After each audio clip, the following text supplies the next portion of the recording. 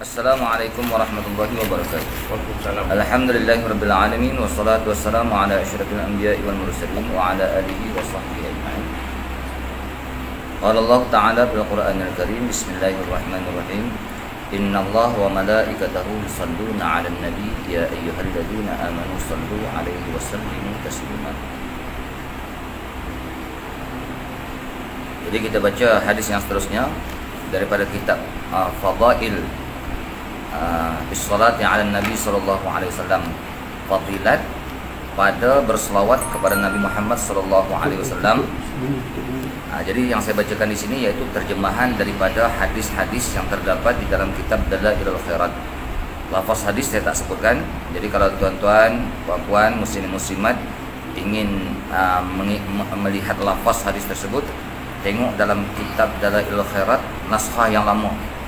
Dalam susunan saya ni lafaz hadis saya tak bawa. Saya hanya bawa terjemahan makna. Okay. Hadis yang ke-25, makna daripada hadis. Di dalam sebuah hadis yang diriwayatkan oleh Sayyidina Umar disebutkan, engkau ya Rasulullah lebih aku cintai. Lebih aku cintai melebihi segala sesuatu. Sayyidina Umar ni bila wafatnya Rasulullah, dia bangkit terus. Rasulullah tak wafat, dia kata, siapa yang mengatakan Rasulullah wafat, aku akan penggal leher dia.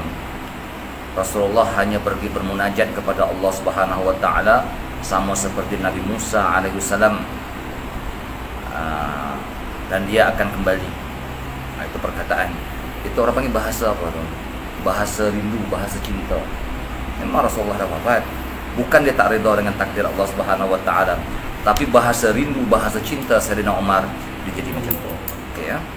Jadi mana Sayyidina Umar kata, engkau ya Rasulullah lebih aku cintai melebihi segala sesuatu kecuali jiwaku atau diriku yang berantara di antara dua lambungku. Bermakna ada selain daripada Rasulullah yang dia cintai.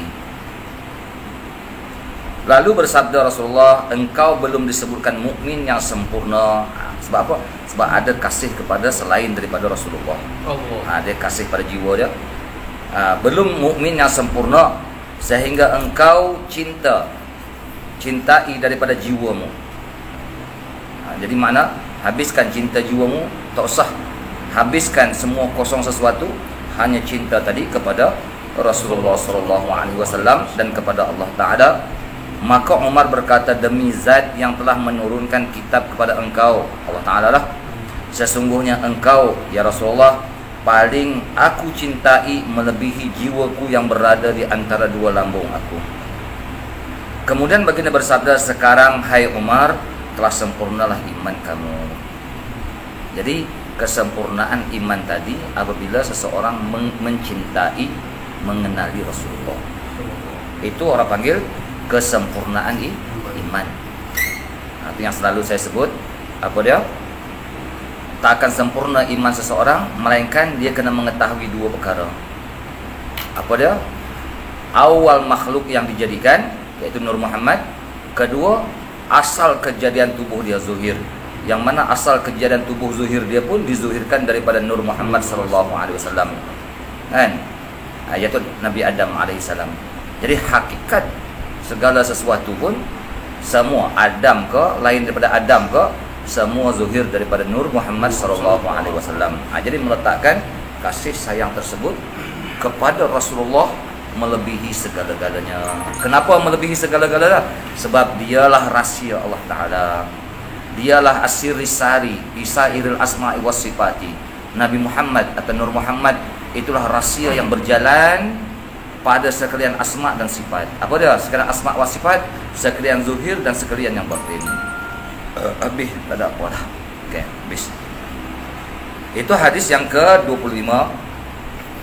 Hadis yang ke-26, telah ditanya kepada Rasulullah, bilakah akan betul menjadi orang mukmin? Yang beriman, bilakah orang itu dipanggil sebenar-benar beriman kepada Allah Ta'ala? Sebenar-benar iman. Baginda menjawab, ketika engkau mencintai Allah Ta'ala, cinta Allah, Macam mana cinta Allah Ta'ala? Memberikan hak-hak Allah Subhanahu Wa Ta'ala. Apa mana memberikan hak Allah Subhanahu Wa Ta'ala? Dan melakukan ibadat kerananya. Itu hak Allah Ta'ala. Macam mana kita kata memberikan hak Allah Subhanahu Wa Ta'ala? Bila kita mengaji dalam tauhid, dia ada 4 ya. Sezat, sesifat, seasma, seaf'al. Berikan hak Allah Subhanahu Wa Ta'ala. Kalau dah kita berikan hak sezat, sesifat, seasma, seaf'al kepada Allah Ta'ala, apa yang ada pada kita? Tak ada, kosong. Tak ada apa. Jadi maksud dia apa dah? Jangan sekutukan Allah Ta'ala dengan sesuatu, sama ada zat, sifat, asma, af'al Allah Ta'ala. Itu yang pertama. Yang kedua, kita patuh dengan suruhan Allah Subhanahu Wa Ta'ala. Dah kita memberikan hak Allah Subhanahu Wa Ta'ala, kita ingat akan Allah Ta'ala, baru dipanggil mencintai Allah Ta'ala. Jangan mulut kata aku cinta Allah, aku cinta Allah. Dalam WhatsApp banyak I love Allah, I love Allah. Apa benda I love Allah? Tak payah dizuhirkan. Sebab cinta-cinta ni benda dalam hati. Di kereta tulis I love Allah, I love Islam. Tak payah. Tak payah. Sebab apa? Benda bahasa cinta ni dalam hati kita sendiri yang mengetahui. Dengan watak-watak kita, ahwal kita, hati kita, itu macam mana? Jangan kita sekutukan Allah Ta'ala dengan sesuatu. Okay. Itu makna mencintai Allah Ta'ala. Faham ya? Jadi memberikan hak Allah Subhanahu Wa Ta'ala. Kalau tidak, tak usah dakwalah aku cinta Allah. Jadi kalau kita dakwah kita cinta Allah Ta'ala, sedangkan masih lagi ada sekutu Allah Ta'ala, sama ada zat, sifat, asma, af'al, yang tu dipanggil pembohong.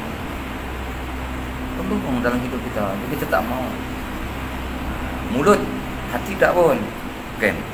Jadi mana ketika engkau mencintai Allah Ta'ala, lalu ditanyakan lagi, bilakah aku mencintai Allah Ta'ala? Dia kata tadi, macam mana mukmin? Hang kena cinta Allah. Nanti orang tanya, bilakah aku mencintai Allah Ta'ala? Baginda menjawab, ketika engkau telah mengikut tariqahnya. Apa mana tariqah? Tariqah Allah Subhanahu Wa Ta'ala itu dipanggil tariqatul Muhammadiyah. Apa dia tariqatul Muhammadiyah? Itu yang kita berdoa tiap-tiap kali sembahyang, ihdinas siratal mustaqim. Ya Allah, tunjukkan oleh kamu akan kami jalan yang lurus. Apa mana jalan yang lurus? Tariqatul Muhammadiyah. Tariqatul Muhammadiyah itulah kenyataan bagi Allah Ta'ala, kenyataan bagi rahsia Allah Ta'ala. Zuhir apa yang dibawa oleh Muhammad, batin apa yang dibawa oleh Muhammad, dipanggil tariqatul Muhammadiyah. Kalau kita ikut zuhir dan batin Muhammad sallallahu alaihi wasallam, baru dipanggil kita mencintai Allah Ta'ala. Ketika engkau telah mengikuti tariqahnya dan mengamalkan sunnahnya, sunnah-sunnah ajarannya, dan cinta dengan apa yang dicintainya. Apa mana? Kita cinta dengan apa yang dicintai. Apa yang dicintai oleh Allah Ta'ala? Ini kekasih aku. Allah Ta'ala kata, ini Nabi Muhammad ni kekasih aku. Jangan buat mudahlah dengan kekasih aku. Cintailah kekasih aku. Itu. Apa yang dicintai oleh Allah Ta'ala itu kekasih dia. Rasulullah SAW. Kalau macam tu kita nak beriman kepada Allah Subhanahu Wa Ta'ala, kita kena cinta kekasih dia. Kalau kita tak cinta, macam mana kita nak mencintai Rasulullah? Kalau tak mengenal, macam mana kita nak mencintai? Bermakna kita kena kenal zuhir Muhammad, batin bagi Muhammad. Kalau tidak, kita bohong. Benci dengan apa yang dibencinya. Apa mana dibenci? Menyalahi tariqah Muhammadiyah. Itu Allah Ta'ala benci. Allah Ta'ala tak suka. Kan? Apa yang dibawa oleh Rasulullah, yang kekasih dia tadi, itu yang dicintai, itu yang dikasihi oleh Allah Ta'ala. Yang dibenci Allah Ta'ala, menyalahi tariqah Muhammadiyah. Berpaling dengan apa yang dipalinginya. Kita kena berpaling. Rasulullah berpaling. Paling daripada apa? Rasulullah berpaling daripada zulmah, berpaling daripada kekejian, berpaling daripada akhlak zamimah, akhlak yang keji. Rasulullah tak mau benda-benda macam tu. Jadi bermakna yang Rasulullah berpaling, kita berpaling. Yang Rasulullah berhadap, apa mana Rasulullah berhadap? Nur, akhlak Muhammadiyah, akhlak-akhlak yang elok, itu yang dibawa oleh Rasulullah. Kita kena ikut. Itu yang dicintai oleh Allah Ta'ala. Nak cari Allah Subhanahu Wa Taala kita tak jumpa. Tapi segala apa rahsia Allah Taala tu zuhir pada Muhammad. Jadi kalau macam tu ikut Nabi Muhammad. Dan memusuhi dengan apa yang dimusuhinya. Apa yang dimusuhi oleh Rasulullah, yang ini kita musuhi. Syaitan, nafsu, dunia. Syaitan, nafsu, dunia, manusia. Manusia ini pecah. Orang munafik, orang kafir. Ini musuh-musuh Rasulullah ni. Musuh-musuh Rasulullah. Jadi ingat ya, syaitan, nafsu, dunia, manusia. Manusia mana? Manusia yang hati tak berhadap kepada jalan Allah Subhanahu Wa Taala, memusuhi agama Islam, tak benci, tak suka kepada apa yang dibawa oleh Rasulullah. Yang ini musuh Nabi. Jadi kita berpaling dengan orang-orang tersebut. Okay. Kesalahan manusia di dalam iman adalah sekadar kesalahan mencintai aku. Itu Nabi kata. Kesalahan manusia di dalam iman. Bermakna di dalam iman tu ada kesalahan. Kesalahan tadi atas apa? Atas kadar kesalahan mencintai aku. Jadi mudah kita kata, kalau seandainya kecintaan kita sebenar cinta kepada Rasulullah, iman bertambah. Jadi kesalahan-kesalahan yang kita lakukan, contoh kenapa aku ni buat maksiat, kenapa aku macam ni, sebab punca iman kita, keyakinan kita, kecintaan kita kepada Rasulullah tu bermasalah. Kalau kecintaan kita kepada Rasulullah tak bermasalah, sebenar-benar iman, dia otomatik dia terdorong diri kita. Yang selalu saya sebut apa? Rahsia Nur Muhammad tadi Allah Ta'ala sertakan pada roh. Dia masuk ke dalam roh dimasukkan ke dalam jasad Nabi Adam. Kemudian beranak penak lah. Begitu juga rahsia Nur Muhammad tadi dimasukkan roh nabati, roh hayawanat, nabatat, hayawanat kan. Semua ada rahsia Muhammad ni ke dalam sekalian benda ni. Jadi mana kesalahan dalam iman kita ni sekadar kesalahan mencintai aku, Nabi kata. Kalau kecintaan kita kepada Rasulullah itu tak sebenar, yang tu kehidupan kita bermasalah. Ada saja kesalahan-kesalahan yang kita buat, yang kadang ketara di dalam syariat. Dan kesalahan dalam kekufuran. Apa makna kesalahan dalam kekufuran? Atas qadar kesalahan membenci aku. Allahu Akbar. Ini kena ingat. Apa maksudnya? Orang-orang kafir, dia tak sama tu azabnya.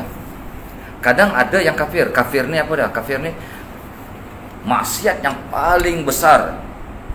Kafir ni walaupun dia buat baik, tapi kesalahan tu kesalahan yang besar dia lakukan. Kenapa? Sebab dia kufur pada Allah Ta'ala.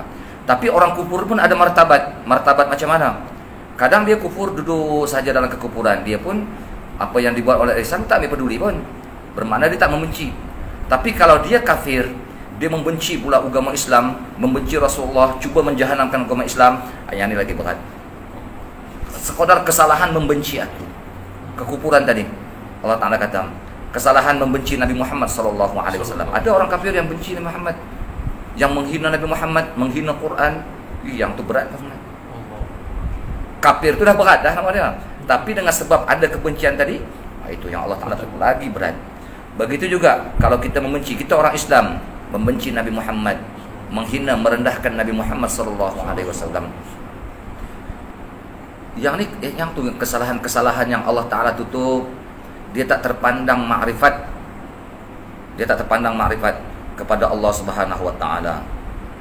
Contoh seperti sebahagian daripada kaum muda meletakkan yang menjaga makam Rasulullah, sambil dia bersandar tu di dinding makam Rasulullah tu, habis dia letakkan tapak kaki di dinding Rasulullah.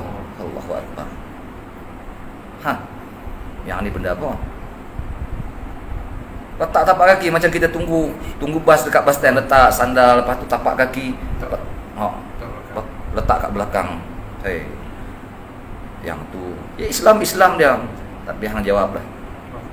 Jadi sekadar kesalahan kita dalam mencintai Rasulullah. Macam mana sepatutnya kita orang Islam, kecintaan kepada Rasulullah dia tak berbelah bagi. Habis melebihi cinta kita pada mak ayah kita, melebihi cinta kita kepada anak isteri kita. Kan? Sebab apa yang dilakukan oleh mak ayah kita, apa yang dilakukan oleh anak isteri kita tak akan menyamai dengan apa yang dilakukan oleh Rasulullah. Sama ada benda yang dah lepas atau lagi akan datang, tak akan dapat mereka melakukan apa yang akan dilakukan oleh Rasulullah sallallahu alaihi wasallam. Kena ingat. Ingatlah, Nabi kata, tiada iman seseorang yang tiada rasa mahabbah baginya. Tak ada iman. Walaupun dia rajin sembahyang berjamaah, kan? Tapi dia tak mengenali Rasulullah, tak mengenali Allah Subhanahu wa taala. Macam mana nak timbul rasa cinta mahabbah kepada Allah, kepada Rasulullah? Yang ni tak dipanggil, dia ni masuk kata iman ni iman yang sempurna. Dia tak ada iman yang sempurna, melainkan dia kena ada kecintaan kepada Allah, kepada Rasulullah. Yang tu yang saya sebutkan dulu apa dah? Seorang badui datang jumpa Rasulullah, datang terus bertanya, "Ya Rasulullah, ma'atas sa'ah, bilakah hari kiamat?" Nabi jawab, "Ma'adatta laha." Apa yang kamu sediakan untuk hari kiamat? Kamu sedia apa untuk hari kiamat? "Ya Rasulullah, aku tak ada sediakan amalan yang banyak, melainkan satu sahaja ya Rasulullah." Apa dia?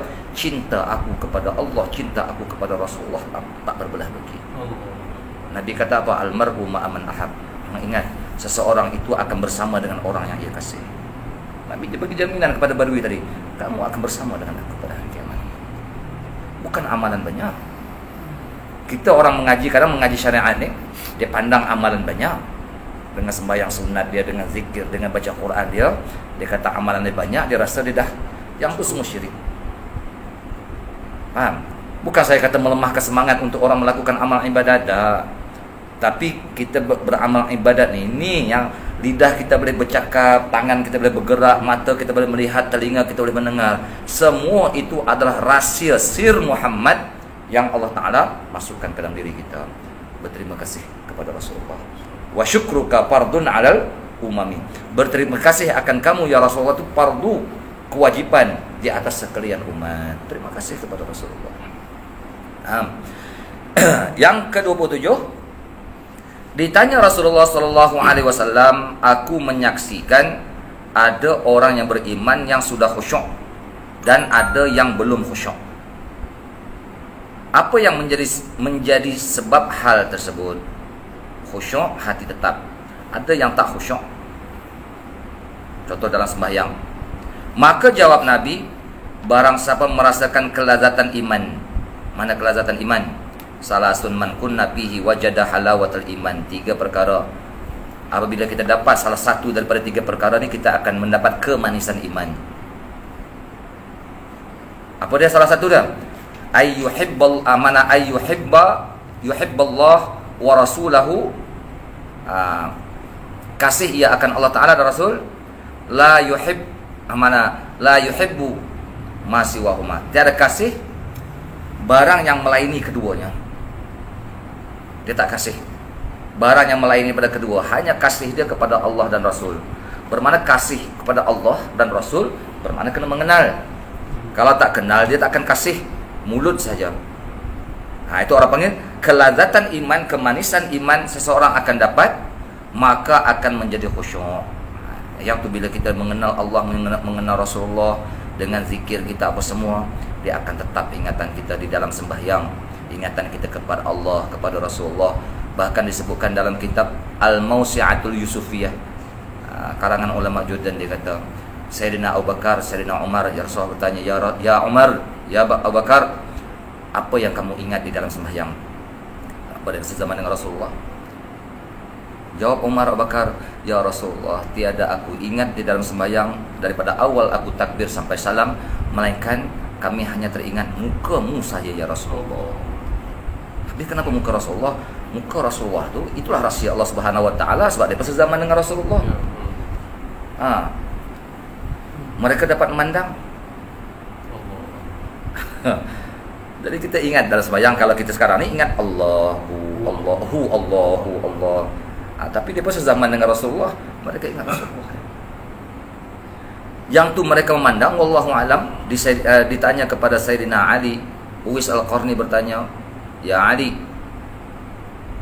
hang nampak tak hakikat Nabi Muhammad sallallahu alaihi wasallam? Sayyidina Ali jawab, wahai Uwais, aku tak bisa nampak hakikat Nabi Muhammad. melainkan sekali sahaja seumur aku. Mana sekali? Mana ketika Rasulullah berdiri di atas bahu aku mencuci dinding Baitullah. Ketika Rasul berdiri bahu aku paling ke atas tengok. Ketika itu terbuka, aku terpandang rahsia Rasulullah, hakikat sebenar Rasulullah sekali itu saja. Jadi sahabat-sahabat Nabi memandang Rasulullah itu macam mana kita pun tak tahu.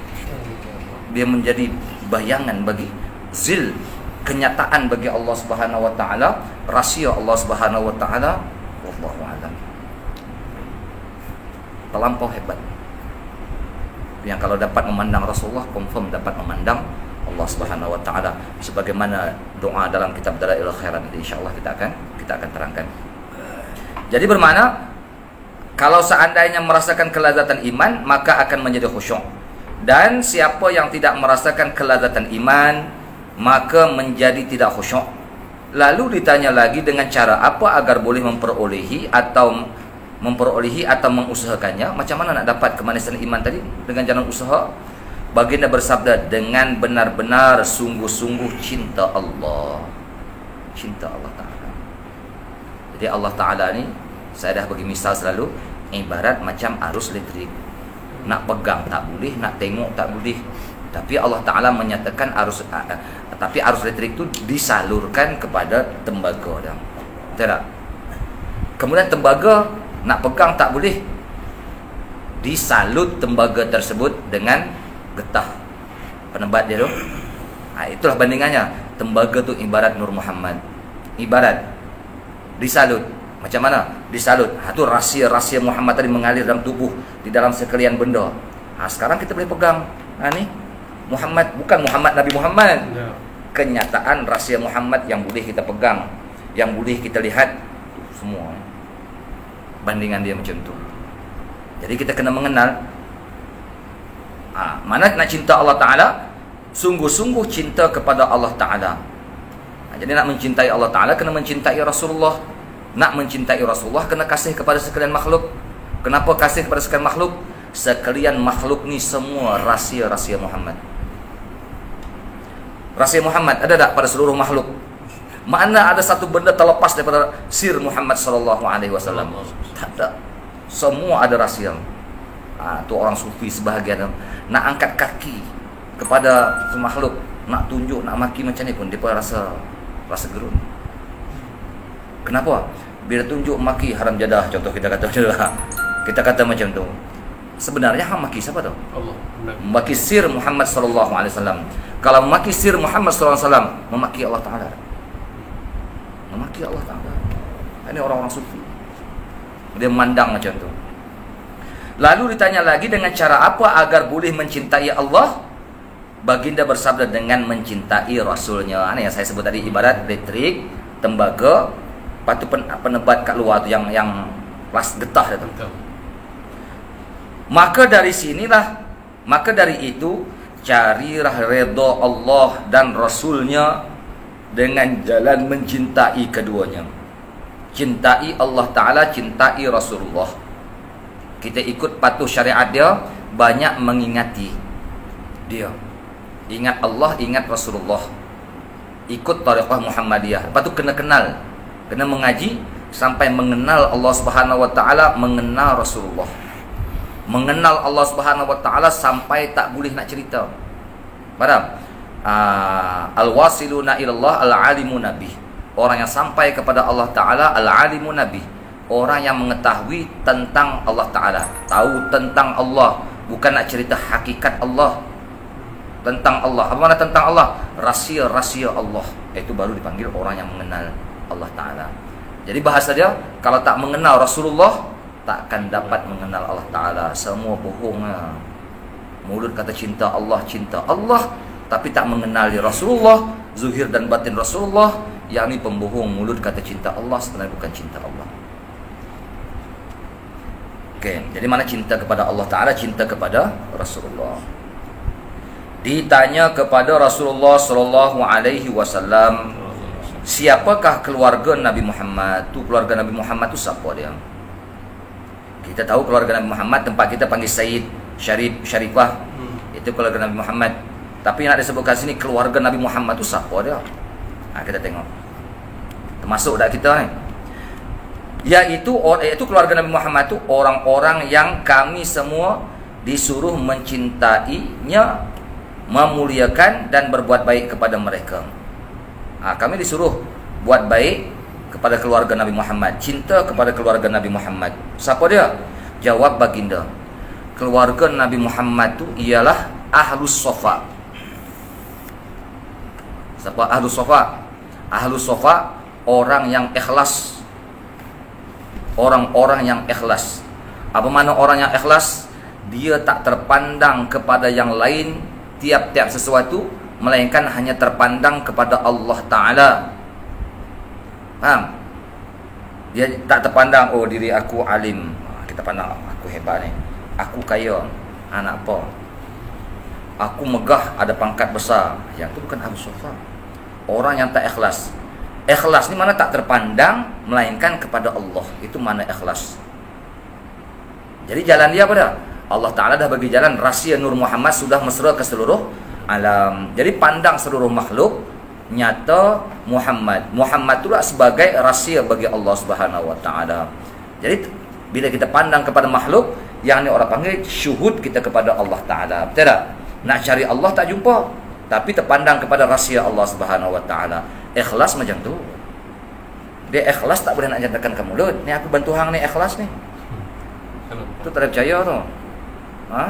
Sila pembohong besar. Jangan kita kata kita ikhlas. Jadi kalau kita tak terpandang, bergerak tangan aku bagi RM10, contoh dia, Allah Ta'ala yang menggerakkan. Sudah ambil contoh kata macam tu. Ikhlas. Bukan kita ada pandang lain pula, lepas tu kita nak ambil kesempatan di atas orang yang kita bantu tadi. Itu tak. Jadi hanya terpandang kepada Allah Ta'ala. Dan ahlul wafa. Apa mana ahlul wafa?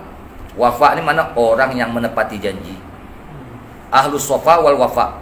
Mana menepati janji? Janji alastu bi rabbikum. Adakah aku Tuhan kamu? Semua rohaniah kita menjawab qalu bala syahidna. Bahkan syahidna, kami menyaksikan ya Allah kamulah Tuhan kami. Jadi di sini, adakah kita hidup di atas dunia kita menyempurnakan janji? Apa makna menyempurnakan janji? Syuhud kepada makhluk Allah yang diresapi dengan Nur Muhammad, supaya nyata wujudnya zat sifat asma af'al Allah. Bandingan dia tengok kesan tapak kaki harimau, yakinlah wujudnya zat yang bernama harimau, yang bersifat ganas, yang berbuat menerkam. Nyata tak 4 sifat ni? Nyata tak 4 benda pada harimau contoh dia? Kita tengok kesan tapak kaki dia. Habis seluruh makhluk ni kesan daripada kudrat Allah Ta'ala. Sebab kita mengaji dalam tauhid, kudrat ta'aluk dia taksir, memberi bekas. Di mana asar dia? Ni seluruh makhluk ni asar dia. Asar dia dizahirkan daripada apa? Kudrat, ya kudrat Allah Ta'ala yang menzahirkan. Wasilah dia siapa dia? Wasilah dia Nur Muhammad SAW. Pandang seluruh makhluk. Pandang seluruh makhluk. Macam ni baru kita dapat tauhid kepada Allah Subhanahu Wa Ta'ala. Baru kita boleh syuhud. Ni orang panggil orang yang menepati janji. Bila kita dah syuhud kepada Allah Subhanahu Wa Ta'ala, yang ni yang Allah Ta'ala bagi kekuatan kita nak beramal ibadat, kekuatan kita nak redha, kekuatan kita nak zuhud, kekuatan kita nak syukur kepada Allah Subhanahu Wa Ta'ala. Orang yang macam ni baru dipanggil keluarga Nabi Muhammad. Keluarga Nabi Muhammad di dalam bab nasab ya Habib, Syarif, Syarifah, itu keluarga Nabi Muhammad di dalam bab nasab. Tapi keluarga Nabi Muhammad di dalam bab mana? Di dalam bab doa, di dalam mana bab mana perkataan orang-orang sufi, yaitu Ahlus Safa wal Wafa. Ahlus Safa bermakna orang yang ikhlas, wal Wafa orang yang menepati janji. Siapa dia? Dua-dua sifat ni hanya ada pada orang yang makrifat kepada Allah Subhanahu Wa Ta'ala. Kalau tak makrifat kepada Allah Subhanahu Wa Ta'ala, dia tak dapat duduk di dalam Ahlus Safa wal Wafa. Orang yang beriman dan sudah bersih iman dia, iman dia tak bercampur dengan benda lain. Iman dia bersih, jangan ada sekutu. Dia memandang Allah Ta'ala tu apa dah? Dia ada 2 kalimat yang saya sebut. La ilaha illallah, alhamdulillahirabbil alamin. Kalau la ilaha illallah, tiada Tuhan. Apa makna tiada Tuhan? La ma'buda bihaqqin fil wujudi illallah. La ma'bud, tiada ada yang disembah dengan sebenar. Ubudiyah hanya pada kamu yang bersifat istighna, bersifat iftiqar. Tidak. Yang hanya ada sifat istighna, iftiqar, itu hanya Allah Ta'ala. Yang lain itu tak ada. Kenapa kita bergantung hati? Kenapa kita berhadap? Nah, itu bermakna ilah. Yang kedua, alhamdulillahi rabbil alamin. Allah Ta'ala itu rabbil alamin, atas nama tadbir. Apa mana atas nama tadbir? Seluruh makhluk ni semua di dalam tadbir dia, semua iftiqar kepada dia, berhajat tak terlepas. Ni semua apa-apa yang berlaku, hatta maksiat, hatta apa sekalipun, semua itu atas tadbir Allah Ta'ala.